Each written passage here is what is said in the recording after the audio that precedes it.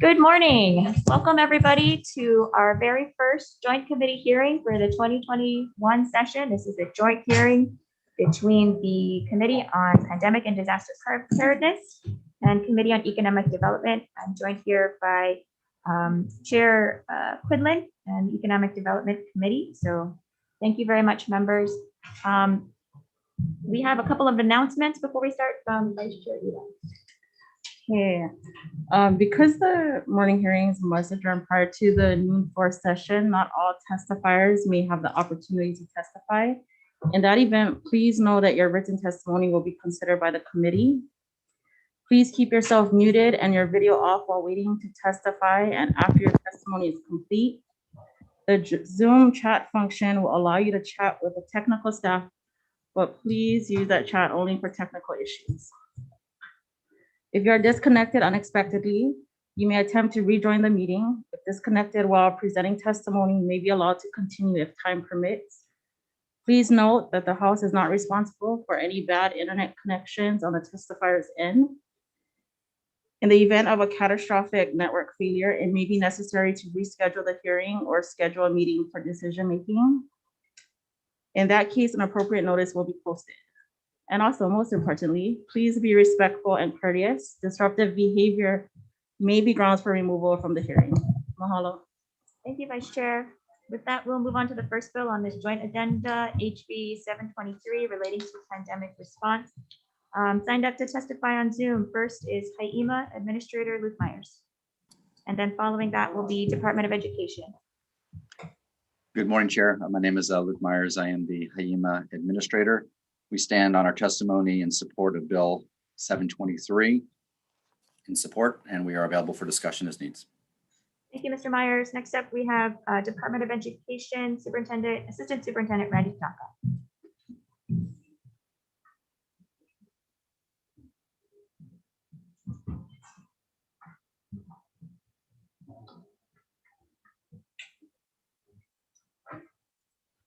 AS Tanaka, are you there?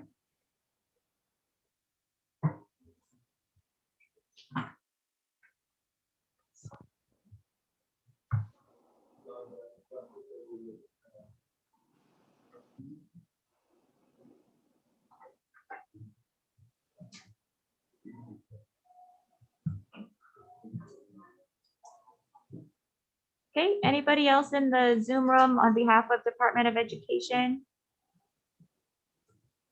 Oh, I think I see Assistant Superintendent Tanaka.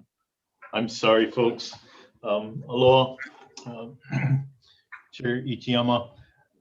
We stand by our testimony and support the effort of the funds, the CARES funds, and use for our students and our teachers and our staff. But we truly appreciate the opportunity to get those funds to support the safety and health for our students.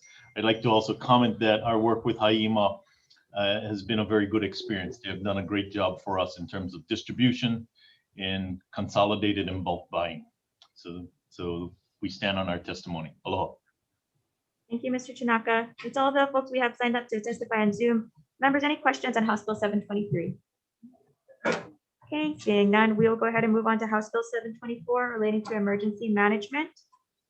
Okay, our first testimony is from HIEMA Administrator Luke Myers, and then following him will be the Hawaii State Energy Office. So, Administrator Myers.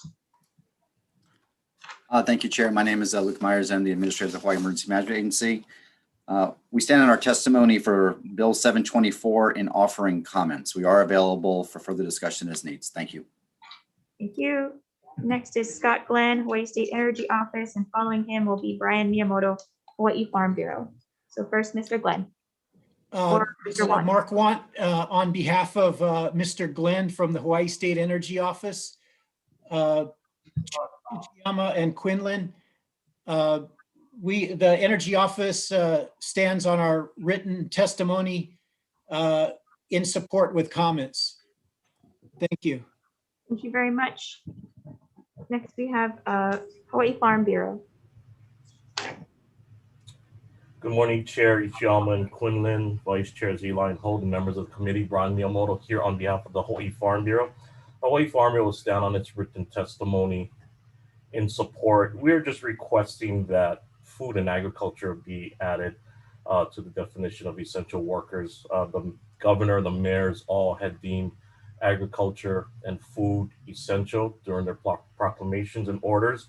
Even the Department of Homeland Security lists agriculture workers as essential critical infrastructure. So we respectfully request that we're added to the list. Thank you for the opportunity to testify. Thank you, Mr. Miyamoto. That's all the folks we have signed up to testify on Zoom. So members, are there any questions? Representative Bellotti. Thank you. For Luke Myers, please. If you are suggesting that we have a greater discussion, are there any of these categories you would strike? Good morning, Representative. In reviewing what was proposed, we have seen in this incident trying to identify essential workers. There are many different types of essential workers by types of incident. We would recommend to look at a more comprehensive list that may include the larger CISA exemptions that have been put out by the federal government. We also, based on our testimony and reviewing the legislation, we don't think it would necessarily be COVID specific. We think that we have many natural and human caused hazards that a broader definition under 127 may provide value to the state and ma'am. Thank you. Thank you, Chair. Members, any other questions? House Bill 724, seeing none, we're going to go on and move to the last bill on the agenda. House Bill 1324 relating to commercial property rent relief. First up, we have Director Isaac Choi, Department of Taxation. Good morning, Chair Ichiyama, Chair Quinlan, Vice Chairs, members of the committee, Titin Sakata on behalf of the Department of Taxation. We stand on our written testimony providing comments available for question. Thank you. Thank you very much. Next, Hawaii Food Industry Association, Ms. Lauren Zerbel, and then after that will be Island Business Management, Ryan Tanaka. So Ms. Zerbel. Oh, not present, thank you. Then Ryan Tanaka, Island Business Management, and following him will be Catherine Camp from NIOP. So Mr. Tanaka. Thank you. Good morning. My name is Ryan Tanaka, Island Business Management. I'm testifying in strong support of House Bill 1324 relating to commercial rent relief. Thank you to Rep. Cullen, along with Chair Ichiyama, Rep. Bellotti, Rep. McKelvey, Rep. Wildberger, and Rep. Yamashita for introducing the bill, and to Chair Ichiyama and Chair Quinlan and the joint PDP and ECD committees for hearing House Bill 1324. Commercial rent for the majority of businesses immediately became a problem when the first government shutdown began in March of last year. Ever since then, we formed this business group or informal coalition, and we've received input from a broad representation from the business community in developing this commercial rent relief program with lawmakers at the state and county level. It's now February 2021, so over 10 months have passed since our first discussion, and the commercial rent situation has only gotten worse. Think about the last 12 months. On Oahu, we entered a second government shutdown in September. The 14-day travel quarantine lasted 7 months, and the latest travel restriction requiring a negative test in hand upon arrival has suppressed visitor foot traffic. The vaccine rollout is taking much longer than expected. As we're taking these important steps to prioritize public health and maintain mitigation achievement with respect to COVID-19 prevalence, even more back rent continues to pile up at an overwhelming pace for so many businesses. To give you an idea, statewide, we had 33,000 employer establishments pre-COVID-19. Within that number are 18,400 retail merchants and 3,600 restaurants. These 22,000 businesses only represent 2 of 19 sectors of our economy, but are 2/3 of our total employer establishments. Most are on Oahu, and most are deemed non-essential. The majority of these businesses, among so many others, have had to close or partially close for, in many cases, most of the last 10 complete months. So if businesses couldn't pay any rent during that 10-month period because they had no revenue or limited revenue, they would still owe the entire 10 months of back rent. As these businesses are taking strides to reopen and pivot their business model, they're at half capacity at best. Unfortunately, most of them are making far less because the public is still staying home, working from home, and many households have less reliable income. As businesses drop prices and invest in safety equipment to attract new customers, these businesses still face the high costs of sales, payroll, rent, utilities, banknotes, and other overhead. The situation as a whole just doesn't add up, and it's resulting in businesses closing in every district. The question we started with back in April of last year is, where else can you put federal money that will have the greatest impact? Since then, we completed a series of 3 quarterly statewide commercial rent surveys that we conducted with many partner organizations. Our survey diagnosed the need for commercial rent relief after all of the other financial aid programs such as PPP, EIDL, county grant programs to small businesses, and bank deferrals were accounted for. Our survey considered 2 separate time periods. And during the first period, from April to December 2020, half of businesses were unable to pay rent in full. Meaning, at some point last year, half of the market was and may still be in default of their lease. During the second period, from January to June 2021, we learned that 4 in 10 businesses expect to miss between 3 to 6 months of full rent. Our survey also showed only 5% have been able to restructure their lease. Despite changing market conditions, landlords have their own expenses and continue to expect their business tenants to follow pre-COVID rent schedules and to pay the same or an even higher rent by tacking on a payment plan for the unpaid back rent. This program to pass rent relief forward is one way to help chip away at the unbearable burden of owed lease rents. This program becomes a pivotal step to start rebuilding these major parts of our economy that have become fragile and hardest hit by the pandemic. The commercial rent relief program described in House Bill 1324 follows rules-based policy, where grant amounts are formulaically tied to the lesser of 3% of 2019 taxable revenue or 3 months of full rent. The eligibility criteria is strict and narrowly defined to ensure money goes to those locally owned and locally employed small businesses hardest hit by the ongoing pandemic, with a minimum of a 40% revenue loss in 2 comparative periods, and importantly, that have reopened and are fighting to stay open. Despite the second round of PPP, these disproportionately impacted businesses that saw their revenue fall off a cliff will still need this targeted financial lifeline to survive and to maintain jobs going forward.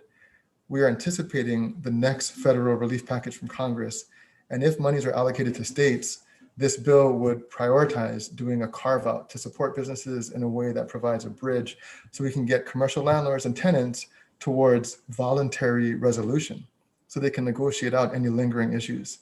Again, the program would use federal funding only, and we're planning ahead because it's better to have an allocation strategy designed in advance. Ultimately, the program is trying to find a very effective way to reduce the tremendous uncertainty that now exists in these hardest hit industries: restaurants, retail, entertainment, and wholesale trade, to name a few. A well-designed commercial rent relief program would provide an enabling mechanism to work out leftover issues between commercial landlords and their business tenants. This communication would foster a positive dialogue between landlords and tenants that we believe would result in thousands of businesses being able to work with their landlord and survive, so our neighbors and friends have jobs to go back to. That future revenue can pay the rent going forward, and the taxes go back to the state, so the circulation of money expedites the economic recovery. I'll stand behind my written testimony and strong support. Thank you again, and I hope this joint committee and all of its members will join us in supporting House Bill 1324. Thank you, Mr. Tanaka. Next, we have Catherine Camp from NIOP, and then after that will be Blair Suzuki of Suzuki Properties. So Ms. Camp? Oh, not present. Okay, then Blair Suzuki, Suzuki Properties, and then after that will be Retail Merchants of Hawaii. Blair Suzuki, not present. Okay, Tina Yamaki, Retail Merchants of Hawaii. Aloha and good morning. Thank you very much for hearing this bill. We're very much in strong support of this measure. It's something that's really needed, especially for our retailers. We are one of the businesses or industries that have been hardest hit, especially those that were deemed non-essential and had to close twice. What a lot of people don't realize is, there are a lot of different types of county funds out there that a lot of these businesses could tap into. However, we also have to understand it was for a very small businesses that made $5 million or under. So a lot of our businesses that were in the medium and larger size, the only thing that they've ever had to tap in up until now has been PPP loans. And what they're very scared about is, with the second round of PPP loans, they actually have to pay it back, because the first round they're finding out is not really a grant. It's very hard to get that money turned into a grant. A lot of them have not had their loans forgiven yet, and they're scared that they're going to have to pay it back, and they don't know how to do it. We've had where businesses have sold their homes in order to survive. We have heard where people have used their kids' college fund, their life savings, just to keep surviving and moving on. And it's really sad right now. There are some retailers that are doing good, but a lot of the local ones that were especially deemed non-essential are having a very difficult time. And so, we ask for this help. It's something that'll help everybody. It's not just for retailers, but it's for everybody out there. So thank you. Thank you, Ms. Yamaki. Finally, we have Greg Maples signed up to testify. Mr. Maples? Not present. Okay, that's all the Zoom testifiers we have. So now I'll turn over members, any questions? Rep. Belatti followed by Rep. Sayang. Well, thank you, Chair. A question for Director Choi. And unfortunately, you're the only admin person here, so you got to answer this question. From your testimony, it appears that DOTAX may be reluctant to administer this kind of grant program. Do you suggest another state agency? As we heard from Governor in his speech, we are all in this together and we need to work collaboratively. So would you propose any other agency to administer this if this moves forward? Chair Belatti, as we said, DOTAX currently doesn't have any resources or capacity to do this, and we are concerned about the conflict of interest. Since we're administering the state taxes first, and granting money would create conflicts. And I don't know. I don't have any suggestion. I'll have to report to the director and have the director have a discussion with. Maybe as this goes along, then I think it's really important because this is a good program and the legislature is being proactive. I would hope that the administration would also be proactive. Thank you, Chair. Thank you. Thank you. Thank you, Chair. My question was answered. Okay. Report. Thank you, Chair. This is to Mr. Tanaka. Mr. Tanaka, when you pencil out the amounts, the 3%, if it's 2019 revenues and then 3 months, does this make a dent in some of the pain and the injuries that you've indicated in your testimony? I'm sorry, does this make a dent in the, can you please repeat the last part of the question? The 3 months of rent, actually, which is 25% of what otherwise is the gross. Is it going to make a difference? I mean, it's good. The bill is good. It's better than nothing. But is it going to make any difference? Is the bottom line? Yes, we believe it will. For example, if last year different businesses that were impacted took advantage of PPP1, the different programs for small businesses, and maxed out what they paid to landlords, they still would have leftover back rent. If you think about from a landlord's perspective, everybody needs to take a haircut. So you have the spectrum of uncertainty. Those who paid all rent, those who still, they paid no rent, they believe that they don't owe any rent. But at some point they have to come to this middle ground, right? Everybody has to give a little. What this will do is, and Representative, what was your name? I'm sorry. Ward, Gene Ward. Oh yes, Representative Ward. Thank you, Representative Ward, for the question. So Representative Ward, what we're looking at is if you're a landlord and you're willing to give half abatement on back rent, and this program would offer 3 months of full rent, which includes CAM, you're actually going to be able to provide businesses with 6 months of protection. So now you're only working out the haircut through last year for the remaining 3 months, right? It was 9 months of last year for the pandemic. So we believe that this will, it's a starting point. It's a Band-Aid, obviously, and we have a long way to go through this year. We're talking about herd immunity by the end of December 2021. So we have 11 more months going forward that still need to be accounted for. But hopefully with PPP2 and other relief programs that may become available down the road, we can all, like Rep. Belatti said, work on this together Does that answer your question, Rep. Board? Did you say the tenant would get 6 months relief? in effect? Just as an example, right? It would be if a landlord is willing to, so you have rent abatement, which is just not charging rent at all, it's a haircut. And then there's rent deferral, which requires that tenants still pay back rent in the future. It kicks the can down the road. Under rent, an example of, let's say that a landlord, just as an example, were to give 50% rent abatement to their tenants for last year, a 3-month full rent grant would actually cover then a full 6 months of rent protection for the business. That's discretionary, correct, Mr. It's Tanaka? completely discretionary. So, there's a triumvirate of stakeholders with the landlords and the banks, and we've been very sensitive to all of them. And so what we're suggesting is that you don't look at handcuffing landlords, because that may discourage participation, but that something like this could encourage landlords. They're sophisticated, they don't want empty spaces, it's going to be very costly to replace. So they're going to be sophisticated enough to understand that with this haircut that they have to give at some point, or with some kind of workout, that the 3 months of rent coverage is going to help create a catalyst, a starting point of discussion and negotiation to work out any lingering issues. Last point. So there's not anything that says that the landlord has to give a certain amount to the tenants.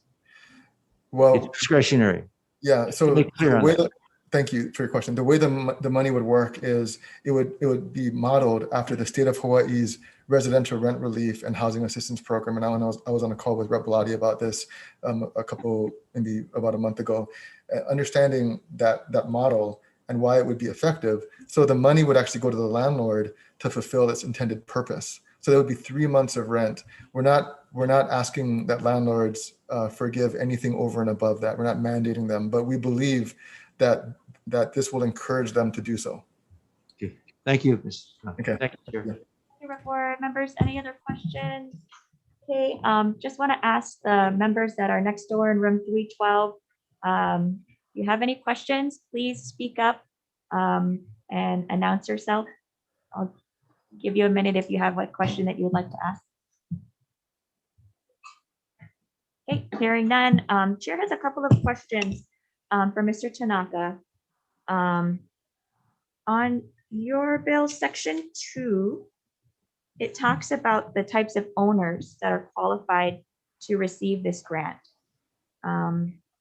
So owners of commercial or industrial classified property have to attest or otherwise prove that they exclusively use their property for their own commercial or industrial purposes, or lease their property to commercial or industrial tenants.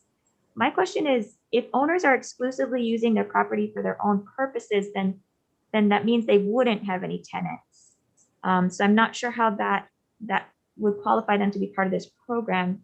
I was wondering if we can just say if an owner of commercial property leases their property, would that still honor the intent of what you're trying to do here? Or is there a reason why you wanted to include that exclusive use language? Sure, Ishiyama, thank you for the question. This is actually an ongoing discussion.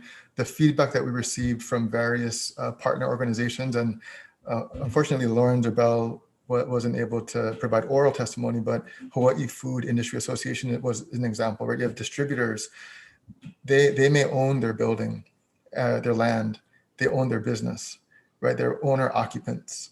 And so in many cases, they actually have leases. The business that they own is under a separate legal entity, and they have leases with themselves, right? So as an owner occupant, we wouldn't want to exclude them if and only if they're able to meet the other eligibility requirements, which is that 40% revenue loss, right? So if you have a 40% revenue loss, you have been hardest hit by the ongoing pandemic than other comparative businesses and industries. So the idea of that, and there was insight from NIOP Hawaii, from other trade associations who also requested that Chamber of Commerce Hawaii had asked the same question, right? Can we include owner occupants in this bill, because there are many cases where you have locally owned people who have passed down multi-generational properties and businesses, and it's their families that are going to be affected and have been affected. So this would actually help them as well. That was the idea behind it. Okay, thank you for that clarification. And then a follow-up question is, Department of Taxation, I think, raised some valid concerns about having to administer a grant program. And if there should be any questions, they would have to perform an audit. And your bill actually explicitly gives them audit authority, but they can't audit themselves, right? That would be a conflict of interest. So would you have any opposition to moving administration of the grant program, say, to DBED, which traditionally does provide grant programs to manufacturing businesses, where they had the Pivot grant program last year, and are more accustomed to working with businesses in this way? So we actually have not had any conversations with DOTAX. And so we're perfectly fine if they're not, if they don't feel that they're appropriate or suitable to provide that administration oversight. We have had discussions with DBED, and they have expressed a willingness to provide that administrative oversight. So I think that they would be an appropriate department to do that. I'm not sure why the bill, we're working with the introducers as well. So we were supportive of, whoever the introducers wanted to put in there. But when it comes to the actual oversight, I agree with you, Chair Ichiyama, that DBED would probably be the more appropriate state agency to do that. The other consideration is that you can move the agency authority. I don't know if you want to do this, but you could actually fund the counties directly and have the counties identify agencies within the county. And we have had discussions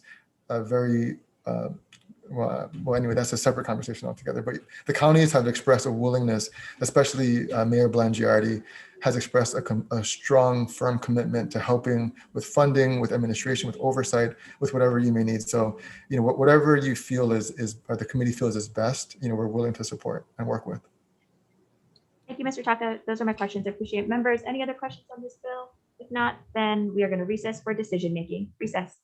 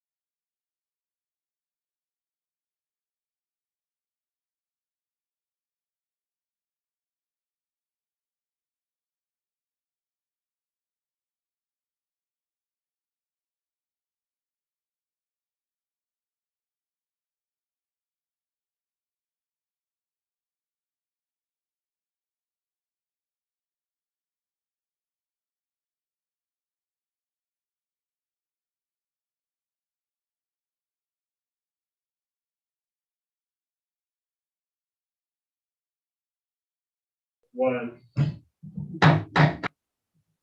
morning, members. Reconvening the Joint Committee on Pandemic and Disaster Preparedness and Economic Development for decision making on our 11 o'clock agenda.